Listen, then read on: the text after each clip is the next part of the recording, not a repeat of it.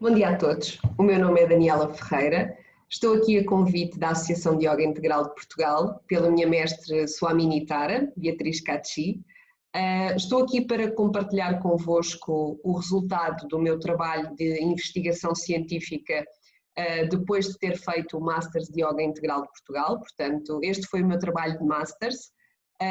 O meu trabalho de Masters incidiu sobre a minha área também profissional, para além de ser professora de Yoga, sou engenheira do ambiente, portanto decidi juntar as duas áreas, portanto a ciência e o Yoga, e então trago-vos aqui hoje os princípios da ciência do Yoga, de forma a tentarmos desconstruir aquilo que realmente está por trás do Yoga e que nós sabemos porque fazemos Yoga, que nos faz bem e sentimos que nos faz bem. A ideia aqui é de alguma forma transmitir conhecimentos básicos que nos permitem falar com qualquer pessoa e explicar-lhe que o yoga não é uma ciência esotérica, não é nada que não seja palpável, é palpável e efetivamente existe fundamentação científica para os seus benefícios. Queria também dizer-vos que, para além de, portanto, professora de Yoga Integral, sou também Relações Públicas da Associação de Yoga Integral de Portugal, faço a gestão da página do Facebook e também alguns contactos pontuais que vamos tendo com algumas entidades, participando em algumas conferências, como é neste caso o caso desta convenção para a qual também me convidaram e que espero que vocês tenham possibilidade de acompanhar até ao fim desta minha apresentação. Posto isto, eu diria que vamos começar, para que possamos dar uma vista de olhos a todo este trabalho que foi feito e que agora partilho convosco. Vamos então começar por olhar ao quem sou eu e porque é que eu vou falar disto hoje. Então, como eu já vos disse há pouco, eu sou engenheira do ambiente de formação, formei-me no Instituto Superior Técnico, tenho mestrado integrado em Engenharia do Ambiente, que terminei em 2012, mas desde o início, desde 2007, pratiquei sempre yoga como uma forma de equilibrar, portanto, ambas as vivências. A formação em Engenharia é uma formação muito técnica, uma formação muito mental, portanto, levada a um extremo, pode acabar por desenvolver algumas pequenas obsessões, compulsões e até alguns problemas de ansiedade pelos quais eu passei. Portanto, de forma a tentar conciliar de forma saudável a exigência que me era pedida no curso e também a necessidade de vivência da vida, como nós a entendemos, encontrei no yoga desde 2007 essa possibilidade de equilíbrio e de reencontro comigo mesma. Portanto, em 2007 iniciei a minha prática, mas foi em 2016 que vim parar à Associação de Yoga Integral de Portugal, na tentativa de poder formar-me nesta disciplina que me parecia tão interessante e que me permitiu equilibrar a minha vida e as minhas vivências. Então, em 2016, decidi ingressar no curso de formação de professores e durante esse ano foi um ano de transformação intenso para mim, da minha vida, e acabei por poder ter a possibilidade de ser formada como professora e, como gostei tanto, mantive o ano a seguir, em 2017, e tirei o curso de Masters de Yoga Integral.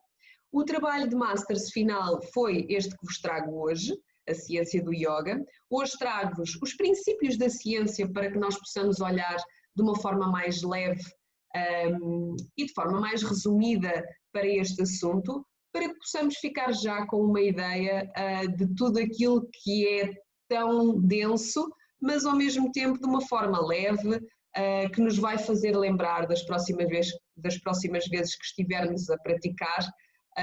Vamos nos lembrar daquilo que eu também vos vou passar aqui e vai-nos dar um outro olhar sobre o yoga. Então, como eu vos disse, uma das coisas que eu quero fazer é desmistificar o yoga. Isto porque não sei como é que é noutros países, mas em Portugal a imagem do yoga ainda está muito associada a algo esotérico, a algo demasiado pouco palpável, tangível. Portanto, é importante trazer à realidade e poder falar com as pessoas de forma concreta, mostrar-lhes quais é que são os benefícios, mas mais do que benefícios são esses, dar-lhes uma explicação que credibilize esses benefícios, portanto, que lhes permite perceber que, na verdade, aquilo que elas vão experimentar está enraizado na ciência e que a ciência explica isso, tal e qual como um médico explica antes de um procedimento cirúrgico como é que vai ser todo o processo. Se nós tivermos a capacidade de explicar de forma simples a uma pessoa o que é que vai acontecer no seu corpo durante uma prática de yoga, a pessoa vai ter mais possibilidade de se sentir confortável com aquilo que vai fazer e por essa razão vai estar mais atento ao seu corpo, vai se calhar até equacionar a prática de yoga do que, por exemplo, não termos a capacidade de o fazer e de explicar, porque pode limitar então a escolha dessa pessoa. Então vamos desmistificar o yoga e vamos mostrar um pouquinho mais, olhando agora com outras lentes. Portanto, nós estamos habituados a pensar o yoga da forma clássica, oriental, e eu convido-vos a olhar para o yoga, não só para o conceito, mas também para a prática, do ponto de vista mais científico. Portanto, vamos colocar aqui as lentes do cientista e vamos olhar então para estes conceitos. Claro que no vosso caso eu não precisaria de vos dar este enquadramento, uma vez que o yoga é algo que vivem, respiram e diariamente lidam com, mas para podermos ir ao cerne da questão, temos que começar no início a olhar para o conceito em si. Portanto, o conceito de yoga, como o próprio nome do sânscrito traduzido indica, significa união. Este conceito já vem mais ou menos de há 3.000 anos atrás, provavelmente mais antigo, à volta de 5.000 anos. Não é possível, como nós todos sabemos, identificar uma altura específica a quando do aparecimento do yoga, sobretudo porque o yoga estava muito enraizado em tradição oral, portanto, transmissão oral através dos Vedas e por essa razão não é possível concretizar, ainda que se saiba que à partida tenha sido aqui no Vale do Indo, que ele foi originário, aliás, mas podemos olhar sempre para ele do ponto de vista daquilo que ele sempre foi e naquilo em que ele se teve que tornar, sobretudo no Ocidente, para que pudesse ser acomodado. Portanto, ele sempre teve esta perspectiva de filosofia com o objetivo de alcançar a plenitude e a serenidade, portanto, alcançar o samadhi. Mas nós sabemos que para o yoga ser de alguma forma consumido e poder ter sido de alguma forma penetrado na nossa cultura ocidental, ele teve que ser adaptado e começou-se a transformar em algo mais corporal, portanto a prática dos exercícios corporais começaram a ser desenvolvidos para que se pudesse incorporar através da prática essa própria filosofia. E esse é o ponto em que estamos atualmente. Portanto, atualmente nós sabemos que o yoga é uma disciplina de posturas biopsicofísicas que através do trabalho do corpo nos permite então levar a esse caminho de plenitude e de serenidade, alinhando corpo, mente e espírito num só, e esse é o ponto em que estamos atualmente. Mas, como vos tinha dito, nós vamos procurar olhar para o yoga não como temos visto até então, portanto, com esta pequenina perspectiva mais oriental, e eu convido-vos a olhar para o yoga através das tais lentes do cientista. Como é que vamos fazer isto? Para olharmos através destas lentes do cientista, nós temos que olhar para conceitos-chave. Portanto, quais é que são os conceitos-chave que nós não vamos poder perder de vista e que vamos ter que ter sempre em mente quando estamos a olhar para o yoga como algo científico? Temos estes 5 primeiros conceitos base, princípios base, que não nos podemos nunca esquecer. O principal é o corpo-mente. Depois, à volta deste conceito, e de forma muito próxima, surgem o conceito de equilíbrio homeostático, o conceito de epigenética, o conceito de sistema nervoso e o conceito de neuroplasticidade. Portanto, Com base nestes 5 conceitos, nós conseguimos completamente mudar a perspectiva e a visão do yoga, orientando para uma visão mais científica. E atenção que a visão científica não é uma visão desprovida de espiritualidade, é uma visão concreta, humana e até bastante espiritual na medida em que olhamos para o sistema como um todo. Portanto, não estamos a tirar aqui uma perspectiva de conexão com aquilo que é interior, mas estamos até a olhar para o nosso interior, perceber como é que ele funciona e não nos deixamos de maravilhar com a forma como tudo isto está montado. Essa é a principal razão pela qual eu também quero passar a imagem de que a ciência não é algo sem coração. Na verdade, a ciência permite alavancar esse coração, explicando como é que ele funciona, mas não deixando de o fazer sentir. Esse é o principal objetivo também de eu trazer a ciência a este tema. Não quero cortar algo para que se olhe só para o seu funcionamento, quero também dar-vos a possibilidade de perceber como é que as coisas funcionam, como é que nós podemos entender não só a parte externa, como também a parte interna, de um ponto de vista mesmo até biológico, bioneurológico, por exemplo. Então vamos olhar aqui para estes princípios base que não podemos perder de vista. Eu diria que o primeiro conceito mais fundamental que temos que ter em conta é o conceito de corpo-mente. Este conceito foi cunhado pelo neurocientista António Damasio, o qual aconselho a lerem toda a sua obra, mas em particular A Estranha Ordem das Coisas, que foi a última obra publicada por António Damasio, onde é claríssimo não só o desenvolvimento deste conceito, que já vem das suas obras anteriores, mas a noção de que o corpo e a mente não são dissociados. Nós temos o hábito de pensar corpo e mente, mas a verdade é que tudo isto, todo este envelope, funciona apenas de uma única maneira, porque ele é apenas um. E aqui, mais uma vez, voltamos à questão do conceito de união do yoga. Ou seja, o yoga procura unir corpo, mente e espírito. E aquilo que vem o neurocientista António Damasio dizer é que, na prática, essa união existe. Essa união é aquilo que existe. Não há separação.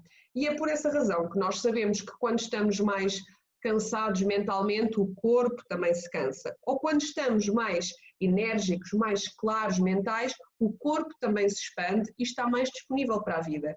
Porque é só um. Portanto, nós temos que deixar de pensar no yoga como um exercício corporal, porque na prática ele é um exercício corpo-mental.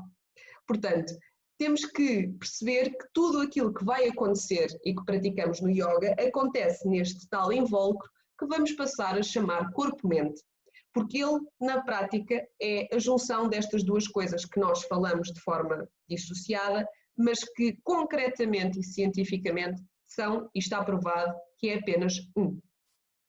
Depois de olharmos então para tudo isto como só um, portanto corpo-mente, nós percebemos que tudo aquilo que nós fazemos através de nós e aqui, e que nos fazem de fora para dentro, afeta parte de cima e parte de baixo, se quisermos separar para podermos compreender, portanto, a mente e o corpo. Mas como tudo se passa aqui, não é? Como o corpo-mente é o veículo que nós temos de comunicação, não só com o interior, como também com o exterior, nós temos que perceber então os outros conceitos que tocam o corpo-mente. Vamos então olhar para o equilíbrio homeostático. O equilíbrio homeostático é um princípio que vem da origem da célula. A célula tem duas funções, crescer e reproduzir-se. Sempre. Ela não precisa que lhe digam, ela não precisa que alguém a motive, ela vai ter sempre o princípio de crescer e reproduzir-se. E como é que ela faz isto? Ela vai fazendo isso, fazendo a leitura do ambiente que está à sua volta e adaptando-se a esse ambiente. Sempre que ela se adapta a esse ambiente, ela está a entrar num novo estado de equilíbrio. Então, esta capacidade de equilíbrio homeostático é a capacidade que a célula tem de se adaptar à circunstância do ambiente exterior. Imaginemos, tal e qual como eu tenho aqui este exemplo, temos bactérias, portanto, As bactérias, que nós tipicamente, bactérias más, porque também existem bactérias boas, se as tratarmos com um antibiótico, nós vamos tentar matá-las. O que é que acontece? Como a célula quer resistir, ela vai desenvolver internamente capacidades no seu ADN para resistir a esse antibiótico. E ela vai se adaptar, entrando nesse novo estado de equilíbrio, para conseguir tornar-se resistente e continuar a proliferar. Então, esta capacidade de equilíbrio homeostático é a capacidade que não só as células têm, mas nós temos, porque somos formados por células, de nos adaptarmos à mudança e entrarmos num novo estado de equilíbrio sem que morramos ou sem que tenhamos problemas de maior. Vamos supor, estamos num dia solarengo, suamos e por qualquer razão apanhamos correntes de ar e constipamos-nos. Nós estávamos num estado de equilíbrio, digamos assim, saudável, e de repente vem uma constipação que nós temos que combater. E o nosso corpo vai combatê-la porque ele sabe que aquele vai ser outro momento de equilíbrio e ele vai, de alguma forma, providenciar as ferramentas necessárias para combater essa infecção. Pronto. Portanto, este é o segundo conceito. Vamos para outro conceito, que é o conceito de epigenética. O conceito de epigenética é um conceito que também é muito, muito importante quando olhamos para o yoga do ponto de vista científico, porque é aquele que nos diz que, na verdade, nós não somos só os nossos genes. Ou seja, significa que os nossos genes são influenciados por aquilo que fazemos. Até então nós achávamos que éramos condenados pela genética do nosso pai, da nossa mãe, e não tínhamos hipótese nenhuma de podermos divergir daquilo que nos traziam. A verdade é que essa componente é uma componente importante e ela acontece, mas nós podemos influenciar os nossos genes através daquilo que fazemos. Portanto, através da prática, por exemplo, de exercícios respiratórios, nós conseguimos aumentar a nossa capacidade pulmonar, porque os nossos genes, à medida que vão sendo praticados, vão se expressando de forma a termos cada vez mais capacidade pulmonar, como é o caso dos nadadores de alta competição. Temos que olhar ainda para mais dois conceitos. Um deles é o sistema nervoso, do qual não podemos fugir, porque o sistema nervoso é aquilo que nos permite sentir, portanto, é aquilo sobre o qual o yoga atua. O yoga só atua e só nos faz ter sensações e de alguma forma sentir alguma coisa porque existe um sistema nervoso. O sistema nervoso é o caminho que nos permite, de alguma forma, levar até às extremidades, levar até do cérebro até ao corpo, todas as sensações e todas essas sensações são codificadas através de impulsos elétricos. Se não tivéssemos sistema nervoso, não sentíamos, não tínhamos a capacidade de perceber o que se passa no exterior, o que se passa no interior e, por essa razão, estávamos inanimados. Este sistema nervoso, de uma forma simplista, pode ser dividido em sistema nervoso autónomo e sistema nervoso, portanto, o sistema nervoso central. E temos aqui, olhando para o sistema nervoso autónomo, o sistema nervoso simpático e o parasimpático. E o que é que acontece nestes dois ramos deste nosso sistema nervoso autónomo e que funcionam, entre aspas, sem nós pedirmos, e ainda bem. O sistema nervoso simpático é responsável pela parte de luta ou fuga, portanto, quando nos sentimos ameaçados, o sistema nervoso dispara a adrenalina, dispara toda a capacidade de nós reagirmos a uma situação. Enquanto que o sistema nervoso parasimpático é responsável pela resposta de calma, ou seja, quando há uma situação em que o corpo precisa de relaxar, o sistema nervoso parasimpático é ativado. Mais uma vez, temos aqui como exemplo a capacidade de sentir diferenças de temperatura. Se não tivéssemos o sistema nervoso, não conseguiríamos sentir essas diferenças, entre tantas outras coisas que não poderíamos sentir, como por exemplo o amor. Passando então agora para o último conceito e princípio base, que é importantíssimo nós termos em consideração, temos aqui o conceito de neuroplasticidade. Até aos anos 60, início dos anos 60, acreditava-se que os neurónios não se replicavam, portanto que o cérebro não tinha capacidade de recuperar, não tinha capacidade de aprender novas coisas e tinha a tendência de, à medida que o tempo passava, começar a perder cada vez mais faculdades. Entretanto, começou-se a perceber, por uma questão médica, quando de alguma forma existiam situações de AVC em que a pessoa recuperava a fala, recuperava a memória, percebeu-se que então o cérebro devia ter alguma capacidade de regeneração. E foi nesse momento que o conceito de neuroplasticidade se desenvolveu, sendo que esta capacidade de neuroplasticidade permite o quê? Permite que o cérebro aprenda até ao fim. Ou seja, o cérebro, se for utilizado como um músculo e se for trabalhado a nível cognitivo, se for trabalhado a nível psicomotor, portanto, vai sempre, sempre, sempre até ao fim aprender. Razão pela qual, se nós fizermos yoga, tanto com 60 anos como com 90, o próprio cérebro vai aprender sempre qualquer coisa. Naturalmente que à medida que o tempo vai passando, o cérebro vai perdendo cada vez mais plasticidade, capacidade de incorporar novas aprendizagens, mas quanto mais se pratica, mais uma vez, mais genes aqui da epigenética estão a ser gerados e nós vamos conseguindo ter mais capacidade neuronal e por isso perder cada vez mais tarde as faculdades. Posto isto, olhando para estes princípios base, isto é o fundamental para vermos agora a prática de uma outra forma, que é a próxima fase desta apresentação.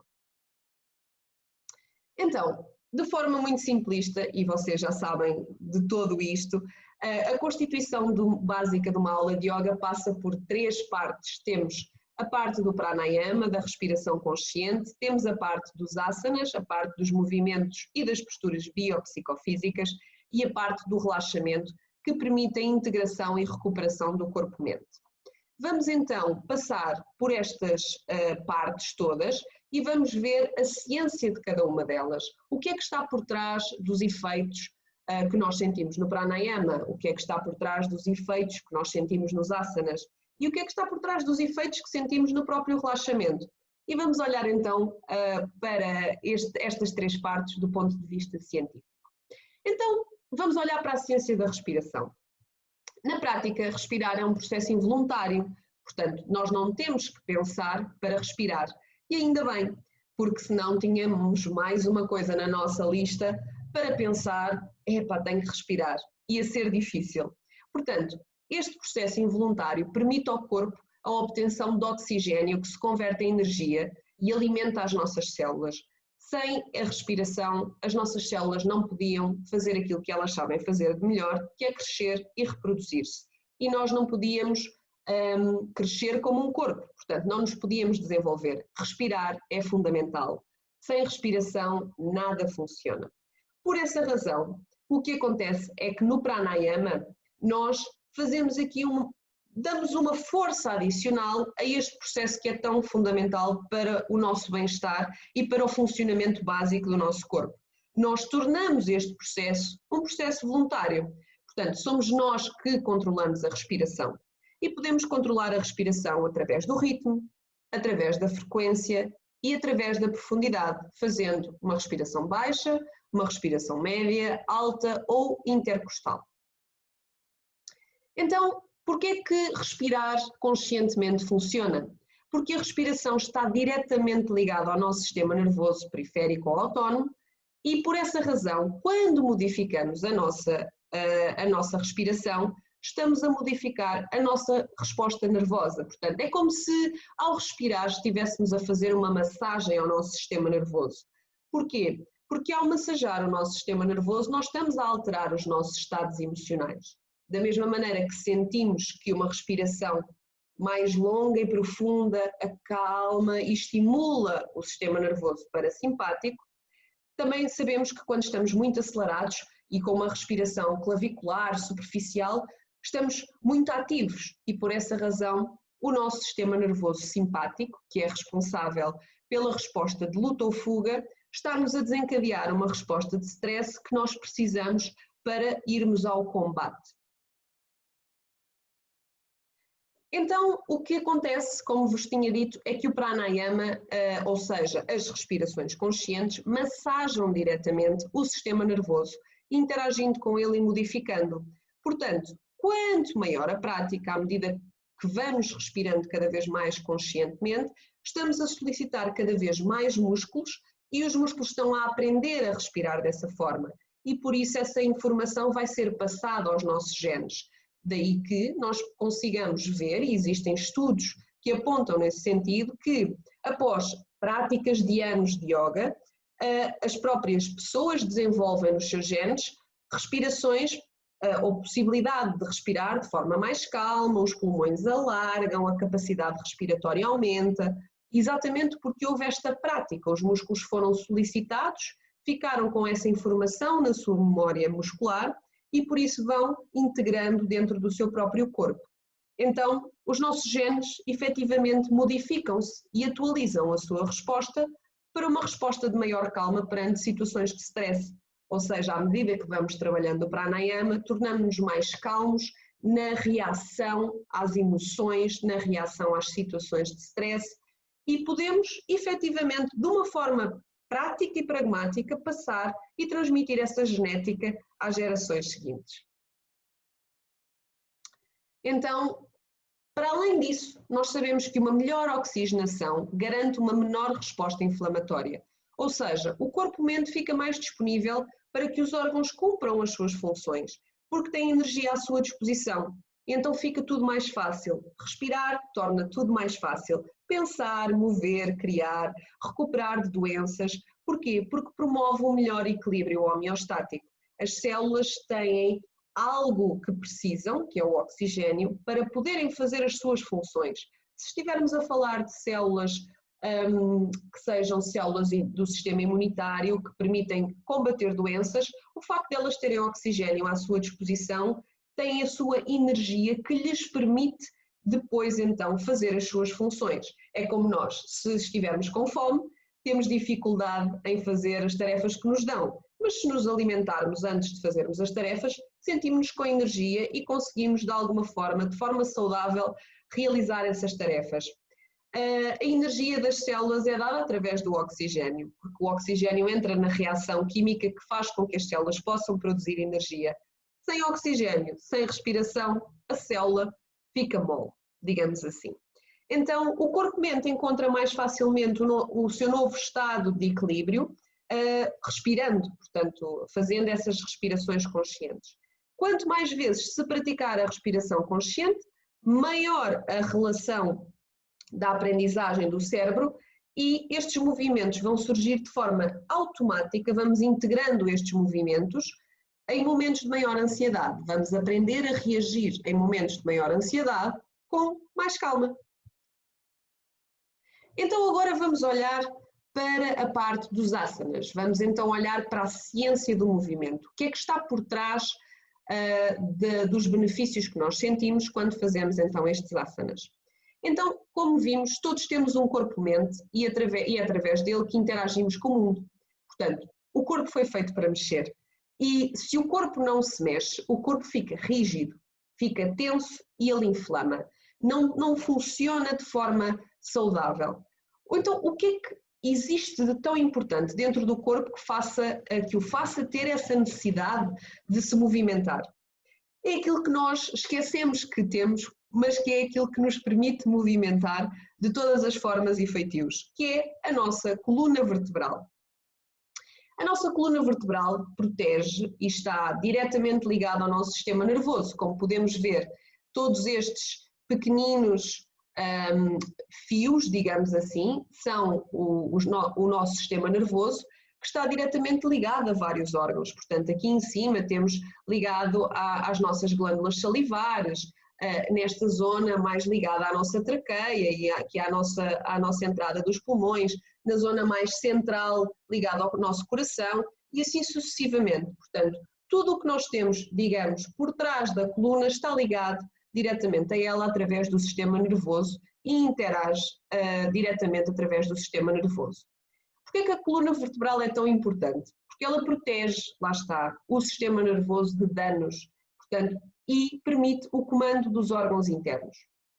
Ao movimentarmos então a coluna, na prática o que estamos a fazer é estimular e a massajar não só o nosso sistema nervoso, mas porque estamos a estimular o sistema nervoso, estamos a movimentar e a mexer diretamente com os nossos órgãos internos. Ou seja, isto está tudo ligado. Quando nos movimentamos, estamos a mover tudo o que está lá dentro. Portanto, é pensarmos no corpo-mente, mais uma vez, como algo único. Então, olhamos aqui agora para a nossa coluna e as partes da nossa coluna e vamos olhar que partes do sistema nervoso é que estão relacionados com as várias partes da coluna. A nossa parte cervical está diretamente ligada ao sistema nervoso parasimpático, responsável pela resposta de calma, da mesma maneira que a nossa zona lombar e a nossa zona sacral. É daqui que partem as terminações nervosas do sistema nervoso parasimpático. Na parte mais central, na parte torácica, temos o sistema nervoso simpático. Portanto, o que acontece é que, quando nós estamos a movimentar a nossa cervical, estamos a estimular uma resposta de calma, da mesma maneira que a nossa lombar e a nossa sacral, porque o sistema nervoso parasimpático parte daqui. Quando estamos a fazer respirações ou movimentos que trabalham mais a nossa parte torácica, nós até sentimos, o coração acelera mais, os pulmões também irrigam mais. Então estamos a ativar o sistema nervoso simpático, que é o responsável pela resposta de stress. E o stress não precisa de ser mau, o stress só é mau quando é em excesso. É o stress no sentido de nos dar aquela energia que nos permite lidar com alguma coisa que está para acontecer. Então, mais uma vez, como vos disse, sempre que nos movimentamos, estamos a estimular órgãos internos e o sistema nervoso.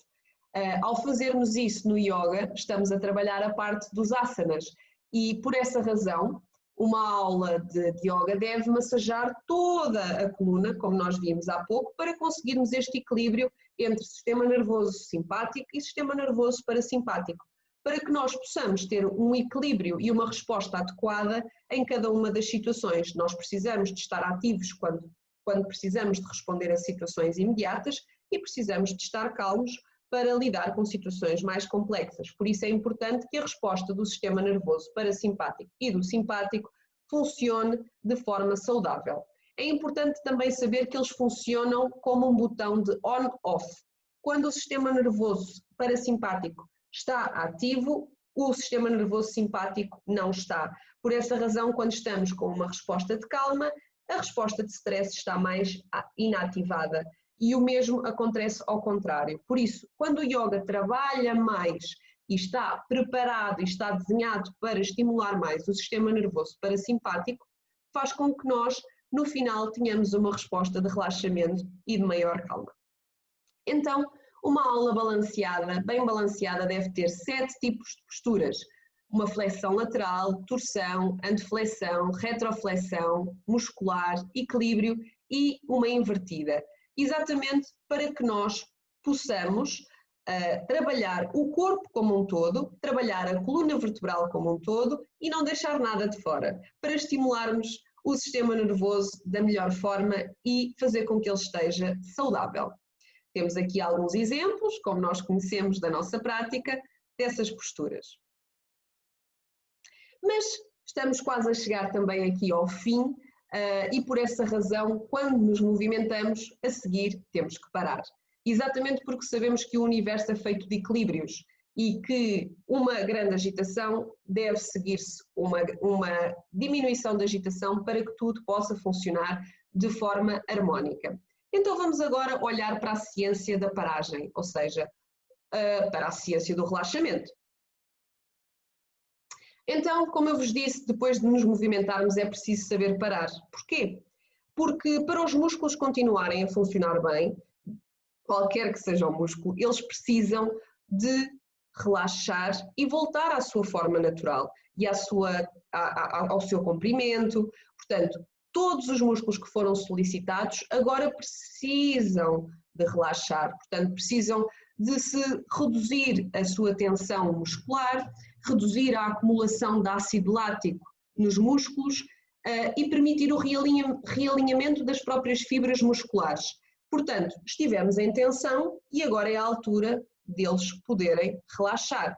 Isto porquê? Porque uma tensão muscular, como já vimos, isto funciona corpo-mente, é um só, portanto, se estivermos com o corpo todo tenso, estamos a também trazer tensão à mente. E se estivermos com a mente tensa, o corpo também vai sentir essa própria tensão. Então o relaxamento vai servir para quê? Ou vai ser o quê? Vai ser o alívio que resulta da redução dessas tensões. Então, esta paragem pode ser feita através de relaxamentos do tipo Body Awareness, ou seja, consciência corporal, e o que é que vai fazer este Body Awareness? Nós vamos passando devagarinho por todas as partes do nosso corpo, de forma guiada, e isto aumenta as capacidades de proprioceção ou sinestesia, aumenta a consciência espacial do corpo e de interoceção, da percepção do estado interno do corpo. À medida que vamos praticando este relaxamento, vamos conseguindo aumentar estas capacidades. Por isso, esta dinâmica permite um relaxamento progressivo do corpo-mente e obriga a um abandono do corpo no plano horizontal e a conviver com as sensações que resultam desse abandono. E percebemos que sobrevivemos se nos abandonarmos ao chão. Porquê é que isto funciona? Porque os benefícios são múltiplos. Aliviam a fadiga muscular e mental, a regeneração muscular permite acontecer, ficamos com uma maior autoconsciência do corpo-mente, existem melhorias na qualidade do sono porque o corpo se permite abandonar, por isso consegue relaxar mais e gera também um aumento de criatividade. Portanto, na prática, o que é que nós podemos fazer em termos de resumo, olhando para a ciência do yoga? Podemos concluir que o yoga é, na prática, um desbloqueio de todo o corpo. Portanto, trabalhando a parte da respiração, trabalhando a parte corporal e trabalhando a parte do relaxamento, o yoga permite desbloquear o corpo-mente. Esse conceito que não nos podemos esquecer, perceber que a união existe dentro de nós, dentro deste envelope, não é só um corpo, não é uma mente, é um corpo-mente em conjunto que o yoga trabalha de forma completa, de forma holística e que permite desbloquear todas as tensões e fazer com que o corpo seja mais saudável. Portanto, esta era a imagem que eu vos queria trazer, tal e qual como temos as barragens quando abrem as comportas, o yoga permite abrir-nos ao mundo exterior e ao mesmo tempo ao mundo interior, e queria que vocês tivessem esta ideia de base, digamos assim, da ciência do yoga. Se tiverem algumas dúvidas ou questões, podem enviar-me então um e-mail para este e-mail, eu estou à vossa disposição para vos esclarecer. É importante dizer que não se pode dizer tudo numa apresentação como esta, é muito pouco tempo para se explicar coisas tão complexas, mas eu espero que vos tenha de alguma forma dado uma ideia um pouquinho genérica, mas que vos permite já olhar para o yoga do ponto de vista científico, mas estejam completamente à vontade, enviem as vossas perguntas e questões, podem enviá-las em português, em inglês, em espanhol também podem enviar, que eu tento utilizar o Google Translate.